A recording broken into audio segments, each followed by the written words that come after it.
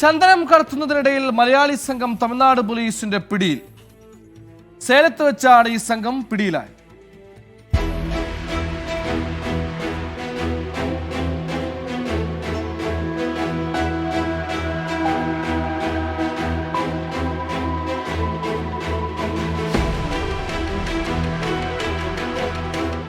എട്ടടി ഉയരവും 2 അടി വണ്ണവുമുള്ള മരമാണ് മോഷണം പോയത്. രാത്രി 11 മണിയോടെയാണ് 2 മോഷ്ടാക്കളെത്തി മരം മുറിച്ചത്.